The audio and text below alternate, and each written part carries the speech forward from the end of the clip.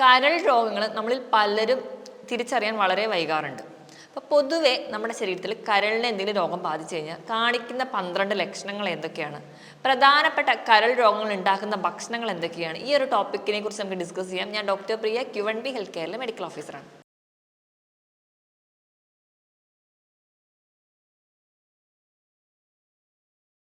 കരൾ നമ്മുടെ ശരീരത്തിലെ വളരെ പ്രധാനപ്പെട്ട ഒരു അവയവമാണ്. കാരണം നമ്മുടെ ശരീരത്തിൽ ഒരുപാട് പ്രവർത്തനങ്ങളെ കൺട്രോൾ ചെയ്യുന്നത് കരളിലാണ്.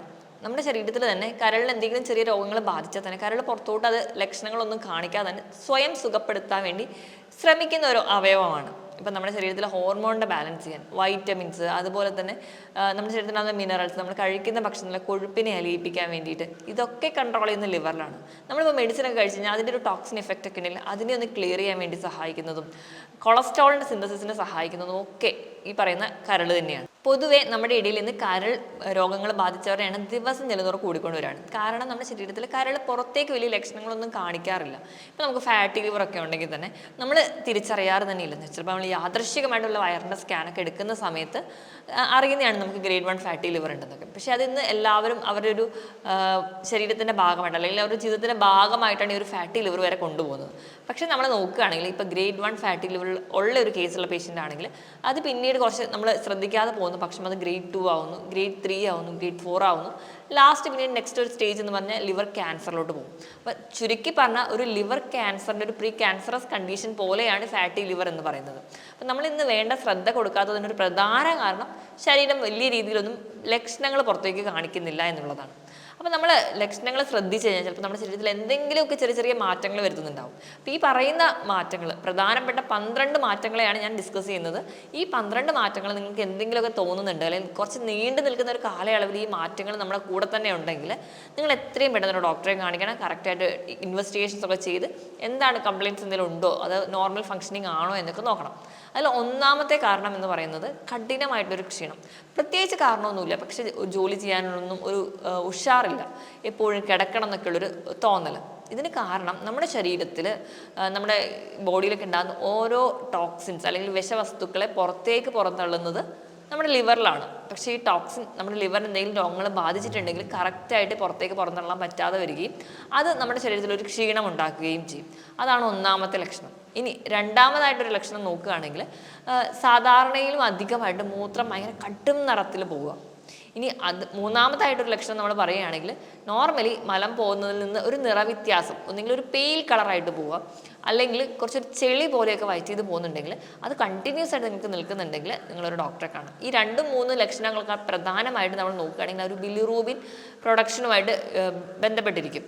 ഈ പറഞ്ഞ ലക്ഷണങ്ങളോടൊപ്പം തന്നെ ഇനി നാലാമതായിട്ട് നിങ്ങൾക്ക് സ്കിന്നിലോ കണ്ണിലോ ഒക്കെ മഞ്ഞ നിറമുണ്ട്. ഇപ്പോൾ നമ്മളെ കാണുന്ന ആൾക്കാരൊക്കെ ചോദിക്കുകയാണ്, ഇപ്പോൾ കുറച്ചായിട്ട് നിങ്ങളുടെ കണ്ണിനൊരു മഞ്ഞ നിറം ഉണ്ടല്ലോ, അല്ലെങ്കിൽ നിങ്ങളുടെ സ്കിന്നിലൊക്കെ ഒരു മഞ്ഞ നിറം തോന്നുന്നുണ്ടെങ്കിൽ ചിലപ്പോൾ അതൊരു മഞ്ഞപ്പിത്തമാവാം. ചിലപ്പോൾ നമ്മൾ വേറെ മഞ്ഞപ്പിത്തത്തിൻ്റെ ലക്ഷണങ്ങളൊന്നും ഇല്ലാത്തതുകൊണ്ട് നമ്മൾ വേണ്ട രീതിയിൽ ശ്രദ്ധ കൊടുക്കാതെ പോകുന്നതാവാം. ഇതിന് പ്രധാന കാരണം നമ്മുടെ ശരീരത്തിൽ കരളിൽ ഉൽപ്പാദിപ്പിക്കുന്ന ബിലിറൂബിൻ്റെ ലെവൽ കൂടുതലായിട്ട് നിൽക്കുന്നതാണ്. ഇപ്പം ഇങ്ങനെ എന്തെങ്കിലുമൊക്കെ നിങ്ങൾക്ക് തോന്നുകയാണെങ്കിൽ കറക്റ്റായിട്ട് ബ്ലഡ് ടെസ്റ്റിന് ചെയ്ത് കഴിഞ്ഞാൽ നമുക്ക് കൃത്യമായിട്ട് ബിലിറൂബിൻ ലെവൽ കണ്ടുപിടിക്കാനും പറ്റും. അതിൽ നിന്ന് നിങ്ങൾക്ക് എന്തെങ്കിലും കരൾ രോഗങ്ങൾ ഉണ്ടോ എന്ന് തിരിച്ചറിയാനും പറ്റും. ഇനി അഞ്ചാമതായിട്ട് നമുക്ക് കാണിക്കുന്ന ലക്ഷണം നമ്മുടെ സ്കിന്നിൽ വളരെ ചൊറിച്ചിൽ അനുഭവപ്പെടുക. പ്രത്യേകിച്ച് ഒരു കാരണമൊന്നുമില്ല, നമുക്ക് ഇന്ന് വരെ അങ്ങനത്തെ ചൊറിച്ചിലോ അലർജിയോ അങ്ങനത്തെ പ്രശ്നം ഒന്നും ഇല്ലാത്ത ഒരാൾക്കാരാണെങ്കിൽ ഇടയിൽ ഇങ്ങനെ സ്കിന്നിൽ യാദൃശ്ചികമായിട്ടൊരു ഡ്രൈനസ് വരികയും അതോടൊപ്പം തന്നെ ഭയങ്കരമായിട്ട് ചൊറിച്ചിൽ വരിക. കൂടുതൽ ചൊറിച്ചിൽ അനുഭവപ്പെടുന്നത് നമ്മുടെ കാലിൻ്റെ താഴ്ഭാഗത്തായിരിക്കും. ഇങ്ങനെ ഒരു ലക്ഷണത്തിന് പ്രധാന കാരണം രക്തത്തിൽ ബൈൽ സോൾട്ടിൻ്റെ അളവ് കൂടുതലായിട്ട് നിൽക്കുന്നതുകൊണ്ടുണ്ടാകുന്ന ചൊറിച്ചിലാണ്. അപ്പം അതും ഒരു ലക്ഷണമാണ്. ആറാമതായിട്ട് നോക്കുകയാണെങ്കിൽ നിങ്ങൾക്ക് വയറിൽ എന്തെങ്കിലും ഒരു ബുദ്ധിമുട്ട് അനുഭവപ്പെടുക. കുറേ നാളായിട്ട് നമുക്ക് വയറിൻ്റെ ആ ഒരു നമ്മുടെ റൈറ്റ് സൈഡിൽ വലതുവശത്ത് വയറിൻ്റെ ആ ഒരു ഏരിയയിലായിട്ട് നമുക്ക് ഭയങ്കര ഒരു ഡിസ്കംഫോർട്ട് തോന്നുന്നത്, അല്ലെങ്കിൽ ഗ്യാസിൻ്റെ ബുദ്ധിമുട്ട് വിട്ടുമാറാതെ നിൽക്കുക, വയറിൻ്റെ ആ ഒരു ഭാഗത്ത് കൂടുതലായിട്ട് വേദന അനുഭവപ്പെടുക, ഒരു ഉരുണ്ട് കയറൽ അനുഭവപ്പെടുക, ഇങ്ങനത്തെ പ്രശ്നങ്ങളൊക്കെ ആ ഒരു ലിവർ ഇരിക്കുന്ന ആ ഒരു സൈഡിൽ നിങ്ങൾക്ക് തോന്നുകയാണെങ്കിൽ, അതായത് വലതുവശത്ത് നിങ്ങൾക്ക് തോന്നുകയാണെങ്കിൽ ചിലപ്പോൾ നിങ്ങൾക്ക് വല്ല ലിവർ ഡിസീസസും കൊണ്ടാവാം. ഇനി ഏഴാമതായിട്ട് നമ്മൾ നോക്കുകയാണെങ്കിൽ നമ്മുടെ ശരീരത്തിൽ നീര് വരുന്ന കാണാം. കൂടുതലായിട്ട് നമ്മുടെ കാലിലൊക്കെ നീര് വരുന്നതായിട്ട് പല പേഷ്യൻസും കാണിക്കാറുണ്ട്. ചിലപ്പോൾ നമ്മൾ ആദ്യമൊക്കെ നീര് വരുന്ന സമയത്ത് ചിലപ്പോൾ അത് നമ്മൾ കാല് തൂക്കിയിട്ടിരുന്നിട്ടുണ്ടാകുന്ന നീരാണ്, അല്ലെങ്കിൽ പ്രായത്തിൻ്റെതായ നീരാണ് എന്നൊക്കെ വിചാരിക്കും. ഇതല്ലാതെ തന്നെ ലിവറിന് എന്തെങ്കിലും രോഗങ്ങൾ ഉണ്ടെങ്കിലും ഈ പറയുന്ന രീതിയിൽ നീര് വരാം. കാലിന് മാത്രമല്ല നമുക്ക് വയറിൽ അതുപോലെ ഒരു വെള്ളക്കെട്ട് പോലെ അല്ലെങ്കിൽ നീര് പോലെ പ്രസൻറ്റ് ചെയ്യുന്നതാണ്. ഈ ഒരു കണ്ടീഷൻ നമ്മൾ അസൈറ്റിസ് എന്നാണ് പറയുക.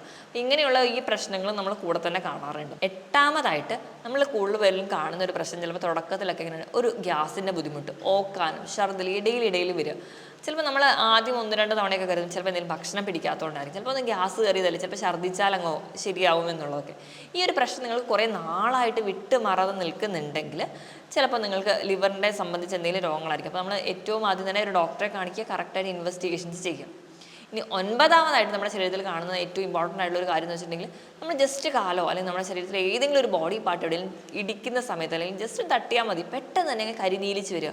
നമുക്ക് സാധാരണഗതിയിൽ നമ്മളിപ്പം സൈക്കിളൊക്കെ ഓടിക്കുക അല്ലെങ്കിൽ ചെറിയ വീഴ്ചയിലൊക്കെ 1-2 ദിവസം കഴിയുമ്പോൾ ആ ഇടിച്ച ഭാഗത്തൊരു രക്തക്കട്ട പോലെ അല്ലെങ്കിൽ കരിനീലിച്ച് വരുന്നത് നമ്മൾ കാണാറുണ്ട്.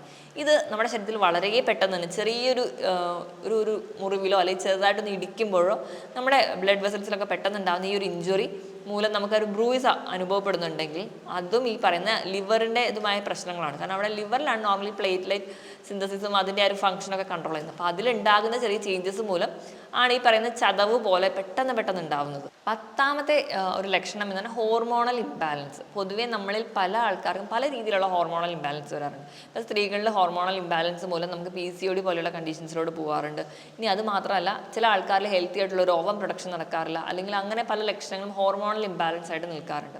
ഇനി ഇതുപോലെ തന്നെ പുരുഷന്മാരിലാണെങ്കിലും അവരുടേതായ ഹോർമോണൽ ഇംബാലൻസ് ആണ്. ചില ആൾക്കാർ മുടി കൊഴിച്ചിലായിട്ട് നിൽക്കാറുണ്ട്, അല്ലെങ്കിൽ മറ്റ് പലതായിട്ടുള്ള പ്രശ്നങ്ങളായിട്ട് കാണിക്കാറുണ്ട്. ഇങ്ങനെയൊക്കെ ഉണ്ടാകുന്ന പ്രശ്നങ്ങൾ നമ്മൾ ബേസിക് ആയിട്ട് ഹോർമോണൽ ഇംബാലൻസ് ആയിട്ട് മാത്രമാണ് കൺസിഡർ ചെയ്യുന്നത്. പക്ഷേ പെട്ടെന്ന് ഉണ്ടാകുന്ന ചില ഈ ഹോർമോണൽ ഇംബാലൻസിന് ഒരു ബേസിക് കാരണം എന്ന് പറഞ്ഞാൽ ലിവർ കറക്റ്റായിട്ട് ഈ ഹോർമോൺസിനെ കൺട്രോൾ ചെയ്യാൻ പറ്റാത്തത് കൊണ്ടായിരിക്കും. അപ്പോൾ ബേസിക് ആയിട്ടുള്ള നമ്മുടെ കാരണം എന്ന് പറഞ്ഞാൽ നമ്മുടെ ലിവറിൻ്റെ എന്തെങ്കിലും രോഗങ്ങൾ കൊണ്ടായിരിക്കും. അപ്പം ലിവർ ഇങ്ങനെ എന്തെങ്കിലും ഒരു അസുഖങ്ങൾ കാണിക്കുന്ന സമയത്ത് അതിൻ്റെ ഒരു ലക്ഷണം മാത്രമായിരിക്കും ഹോർമോണൽ ഇംബാലൻസ്. അപ്പോൾ നമ്മൾ കംപ്ലീറ്റ്ലി ഒരു ഹോർമോണൽ ഇംബാലൻസിനെ ട്രീറ്റ് ചെയ്യുന്നതിന് മുൻപ് നമ്മുടെ ലിവർ ഓക്കെ ആണോ എന്ന് നോക്കുക. അപ്പോൾ ലിവർ ഓക്കെ ആണെങ്കിൽ നോർമലി ഈ ഓർഗൻസും അല്ലെങ്കിൽ ഈ ഹോർമോൺസൊക്കെ കറക്റ്റായിട്ട് ഫംഗ്ഷൻ ചെയ്യാൻ പറ്റും. അപ്പോൾ ചിലപ്പോൾ അതും ഒരു രോഗലക്ഷണമായിട്ട് കാണാറുണ്ട്. ഇനി 11ാമത്തെ ലക്ഷണം എന്ന് പറഞ്ഞിട്ടുണ്ടെങ്കിൽ നമുക്കൊരു തലയ്ക്കൊരു ബ്രെയിൻ ഫാഗ് എന്ന് പറയും, അല്ലെങ്കിൽ ഒരു ചിന്തിക്കാനുള്ള കഴിവില്ല, ഒരു കാര്യത്തിൽ ഫോക്കസ് ചെയ്യാൻ പറ്റുന്നില്ല. പഠനത്തിൽ പഠിക്കുന്ന കുട്ടികളാണെങ്കിൽ ഇന്ന് കുട്ടികൾക്ക് പോലും ലിവർ ഡിസീസസ് കാണാറുണ്ട്, ഫാറ്റി ലിവറൊക്കെ കാണിക്കാറുണ്ട്. അപ്പോൾ കുട്ടികൾ ചിലപ്പോൾ ബാക്കൗട്ടായി പോവുക, അവർക്ക് കുറച്ച് നേരം കണ്ടിന്യൂസ് ആയിട്ട് ബുക്കിലോട്ട് കോൺസെൻട്രേറ്റ് ചെയ്യാൻ പറ്റുന്നില്ല, ക്ലാസ്സിൽ കുറച്ച് നേരത്തേക്ക് കോൺസെൻട്രേറ്റ് ചെയ്യാൻ പറ്റുന്നില്ല എന്നുള്ള പ്രശ്നങ്ങൾ വരാറുണ്ട്. ഇനി അത് കഴിഞ്ഞ് നമ്മൾ ജോലിയൊക്കെ ചെയ്യുന്ന ആൾക്കാരാണെങ്കിൽ ഇന്ന് ഫാറ്റി ലിവറും അല്ലെങ്കിൽ മറ്റ് ലിവർ ഡിസീസസൊക്കെ കൂടുതലായിട്ട് കാണുമ്പോൾ നമ്മൾ നോക്കിക്കഴിഞ്ഞിട്ടുണ്ടെങ്കിൽ ഈ പറയുന്ന ആൾക്കാർക്ക് ഇങ്ങനത്തെ ലിവർ കംപ്ലയിൻസ് ഒക്കെ ഉള്ള ആൾക്കാർക്ക് ഒരുപാട് നേരം അവരുടെ ജോലിയിൽ കണ്ടിന്യൂസ് ആയിട്ട് അല്ലെങ്കിൽ ഡെഡിക്കേറ്റ് ചെയ്തിട്ടൊന്ന് കോൺസെൻട്രേറ്റ് ചെയ്യാനോ അല്ലെങ്കിൽ ഫോക്കസ് ചെയ്യാനോ പറ്റാതെ വരിക. കാരണം നമ്മുടെ തലച്ചോറിൽ ഈ പറയുന്ന രീതിയിലുണ്ടാകുന്ന ടോക്സിൻസ് ഒന്ന് കറക്റ്റായിട്ട് മെറ്റബോളൈസ് ചെയ്ത് പുറത്തേക്ക് പോകാൻ പറ്റാത്തത് കൊണ്ട് ഈ പറയുന്ന ടോക്സിൻസ് ഒക്കെ ശരീരത്തിലൊക്കെ തന്നെ ഉണ്ടാവും. അതിൻ്റെ ഭാഗമായിട്ട് ഈ ഒരു ടോക്സിൻസ് ശരീരത്തിലുള്ളത് കൊണ്ടാണ് നമുക്ക് ഈ പറയുന്ന ഒരു മെൻ്റൽ ഡൾനെസ് തോന്നുക. നമ്മൾ ഈ ഒരു കണ്ടീഷനെ ഹെപ്പാറ്റിക് എൻസെഫലോപ്പതി എന്നാണ് പറയാറ്. ഇങ്ങനത്തെ ഒരു കണ്ടീഷനും പ്രസൻറ്റ് ചെയ്യാറുണ്ട്. ഈ ലിവർ ഡിസീസിലും ഇങ്ങനെ ഒരു ചില ലക്ഷണങ്ങളൊക്കെ കാണിക്കാറുണ്ട്. ഇനിയിപ്പം അവസാനത്തെ ലക്ഷണം അല്ലെങ്കിൽ 12ാമത്തെ ലക്ഷണം നോക്കിക്കഴിഞ്ഞാൽ അത് ഏറ്റവും കൂടുതലായിട്ട് നമ്മളിൽ പല ആൾക്കാരിലും പറയുന്ന ഒരു ബുദ്ധിമുട്ടാണ് വായു നാറ്റം, അല്ലെങ്കിൽ നമ്മുടെ ശരീരത്തിൻ്റെ ഒരു വിയർപ്പ് നാറ്റമായിട്ട് അനുഭവപ്പെടുക. നമ്മുടെ വായിലൊക്കെ ഒരു മെറ്റാലിക് ടേസ്റ്റ് പോലെ. ഞാൻ ആദ്യം തൊട്ടേ പറയുന്നുണ്ട് നമ്മുടെ ശരീരത്തിലെ ടോക്സിൻസിനെ പുറത്തേക്ക് പുറന്തള്ളാൻ സഹായിക്കുന്ന ഒരു ഓർഗൻ എന്ന് പറയുന്നത് ലിവറാണ്. അപ്പോൾ ലിവറിന് ഈ ഒരു പ്രവർത്തനം കറക്റ്റായിട്ട് കൊണ്ടുപോകാൻ പറ്റാത്ത ഒരു കണ്ടീഷൻ വരുന്ന സമയത്ത് നമ്മുടെ ശരീരം മറ്റ് പല അവയവങ്ങളെയും ഈ ഒരു ഫംഗ്ഷന് വേണ്ടി ഡിപ്പെൻഡ് ചെയ്യും.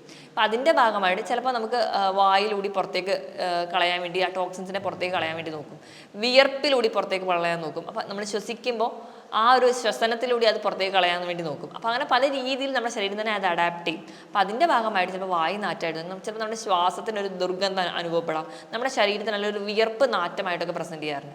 അതിനൊരു കാരണവും അപ്പോൾ ബേസിക്കായിട്ട് നമ്മൾ നോക്കുകയാണെങ്കിൽ ലിവറിൻ്റെ ഡിസീസസ് ആയിരിക്കും. അപ്പോൾ ഈ വായുനാറ്റമായിട്ടൊക്കെ വരുന്ന പേഷ്യൻസ് ആയിക്കോട്ടെ, അപ്പോൾ ഇത് ക്രോണിക്കായിട്ട് നിൽക്കുകയാണ്, പെട്ടെന്നല്ല കുറേ കാലമായിട്ട് ഇതേ പ്രശ്നം നിങ്ങൾക്കൊക്കെ ഉണ്ടെങ്കിൽ നമ്മൾ ആദ്യം തന്നെ ലിവറിൻ്റെ ഫംഗ്ഷൻ ഓക്കെ ആണോ നോക്കണം. ഞാൻ ഈ പറഞ്ഞ 12 ലക്ഷണങ്ങൾ നിങ്ങൾക്ക് വിട്ടുമാറാതെ കുറച്ച് നാളുകളായിട്ട് കൂടെ തന്നെ ഉണ്ടെങ്കിൽ നിങ്ങൾ ചെയ്യേണ്ടത് ഏറ്റവും ആദ്യം തന്നെ ഒരു ഡോക്ടറെ കാണിക്കുക. അപ്പോൾ ഡോക്ടറെ അടുത്ത് ചെല്ലുന്ന സമയത്ത് ഡോക്ടർ കറക്റ്റായിട്ടുള്ള ഇൻവെസ്റ്റിഗേഷൻസ് വിടും.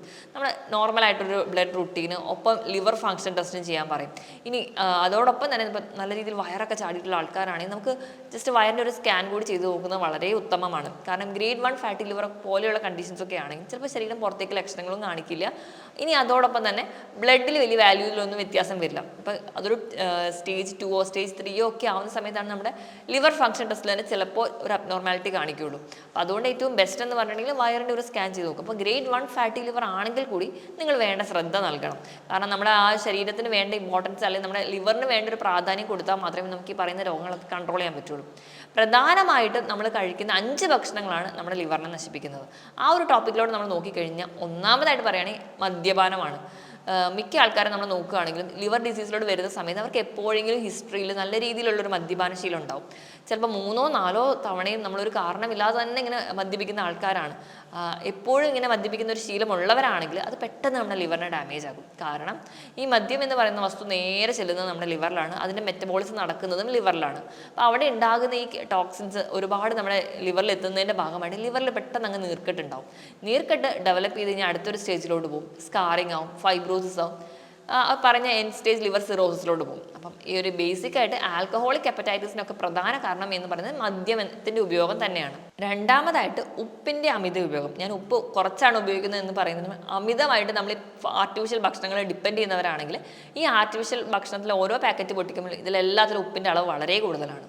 അപ്പോൾ ഉപ്പിൻ്റെ അമിതമായിട്ടുള്ള ഉപയോഗം. മൂന്നാമതായിട്ട് നമ്മൾ നോക്കുകയാണെങ്കിൽ അമിതമായിട്ട് മധുരത്തിൻ്റെ ഉപയോഗം. അതുപോലെ തന്നെ മധുരമാണെങ്കിലുള്ള ബേക്കറി ഐറ്റംസ്, കേക്ക്സ്, പേസ്ട്രീസ് ഒക്കെ സ്ഥിരമായി കഴിക്കുന്ന ആൾക്കാർക്ക് പെട്ടെന്ന് തന്നെ ലിവറിൻ്റെ കംപ്ലയിൻസ് ഒക്കെ ഉണ്ടാവാനുള്ള ചാൻസ് കൂടുതലാണ്. നാലാമതായിട്ട് നോക്കുകയാണെങ്കിൽ സോഫ്റ്റ് ഡ്രിങ്ക്സ്, കോള പോലുള്ള ഡ്രിങ്ക്സ്, കൂൾ ഡ്രിങ്ക്സ്, ഇതൊക്കെ നമ്മൾ കഴിക്കുന്ന സമയത്തും മധുരമാണ് ഒരു രീതിയിൽ അത് എത്തുന്നത്. യാതൊരുവിധ ഫൈബർ ഇല്ലാതെ തന്നെ അമിതമായിട്ട് ശരീരത്തിൽ മധുരം എത്തുമ്പോൾ നേരെ ഈ മധുരം അല്ലെങ്കിൽ ഈ പറയുന്ന ഫ്രക്ടോസ് നേരെ ലിവറിലെത്തുന്നു. അമിതമായിട്ട് ശരീരത്തിൽ അല്ലെങ്കിൽ ലിവറിൽ ഫ്രക്ടോസ് എത്തുമ്പോൾ ഇത് കൊഴുപ്പായിട്ട് കൺവേർട്ട് ചെയ്ത് ലിവറിൽ തന്നെ സ്റ്റോർ ചെയ്യുന്നു, വീണ്ടും അത് ഫാറ്റി ലിവറിലോട്ട് പോകുന്നു. അഞ്ചാമതായിട്ട് അമിതമായിട്ടുള്ള റെഡ് മീറ്റിൻ്റെ ഉപയോഗം. പോത്തിറച്ചി, പന്നിയിറച്ചി, താറാവിറച്ചി ഇത് കണ്ടിന്യൂസ് ആയിട്ട് കഴിക്കുന്ന ആൾക്കാരാണ്. സ്ഥിരമായിട്ട് ഇത് തന്നെ കഴിക്കുന്ന ആൾക്കാർക്ക് ഈ റെഡ് മീറ്റിൻ്റെ ഒരു ദോഷഫലം എന്ന് പറഞ്ഞാൽ ശരീരത്തിൽ നീർക്കെട്ട് ഉണ്ടാക്കുക അല്ലെങ്കിൽ ഇൻഫ്ലമേഷൻ ഉണ്ടാക്കാനുള്ള ചാൻസ് കൂടുതലാണ്. ഇപ്പോൾ ഗ്രേഡ് 1 ഫാറ്റി ലിവറോ അല്ലെങ്കിൽ ഗ്രേഡ് 2 ഫാറ്റി ലിവർ ഉള്ള ആൾക്കാരാണെങ്കിൽ സ്ഥിരമായിട്ട് റെഡ് മീറ്റാണ് കഴിക്കുന്നതെങ്കിൽ അത് ശരീരത്തിൽ വീണ്ടും വീണ്ടും ഇൻഫ്ലമേഷൻസ് ഉണ്ടാക്കും, വീണ്ടും വീണ്ടും ഒരു ഫാറ്റി ലിവറിലേക്ക് തന്നെ ശരീരം എത്തും. അപ്പോൾ ഈ പറയുന്ന 5 ഭക്ഷണങ്ങൾ കംപ്ലീറ്റ്ലി സ്റ്റോപ്പ് ചെയ്യുകയാണെങ്കിൽ നമുക്ക് എത്രയും പെട്ടെന്ന് തന്നെ ഇപ്പോൾ ഒരു ഫാറ്റി ലിവറൊക്കെ ഉള്ള ഒരു കേസാണ്, ഗ്രേഡ് 1 ഫാറ്റി ലിവറൊക്കെ ആണെങ്കിലും നമുക്ക് അതിനെ റിവേഴ്സ് ചെയ്ത് കൊണ്ടുവരാൻ പറ്റും. അപ്പോൾ ഞാൻ ഈ പറഞ്ഞ കാര്യങ്ങൾ നിങ്ങൾ കൃത്യമായിട്ട് നോട്ട് ചെയ്യുക, കൃത്യമായിട്ട് തന്നെ ശ്രദ്ധിച്ച് ഇൻവെസ്റ്റിഗേഷൻസ് ഒക്കെ വേണ്ട കേസാണെങ്കിൽ കറക്റ്റായിട്ട് ഇൻവെസ്റ്റിഗേഷന് പോവുകയും തുടർ ചികിത്സ നേടേണ്ടതുമാണ്. ഇതോടൊപ്പം തന്നെ കൃത്യമായിട്ട് വ്യായാമം, അതുപോലെ തന്നെ ആരോഗ്യപ്രദമായിട്ടൊരു ഭക്ഷണശീലം ഉണ്ടെങ്കിൽ ഉറപ്പായിട്ട് നമുക്ക് നമ്മുടെ ലിവറിനെ പ്രൊട്ടക്ട് ചെയ്യാൻ പറ്റും. ഞാൻ ഈ പറഞ്ഞ കാര്യത്തിൽ എന്തെങ്കിലും ഡൗട്ട് ഉണ്ടെങ്കിൽ താഴെ കാണുന്ന നമ്പറിൽ കോൺടാക്ട് ചെയ്യുക. മറ്റൊരു ഹെൽത്ത് ടോപ്പിക്കുമായിട്ട് വീണ്ടും കാണുന്നത് വരെ നന്ദി.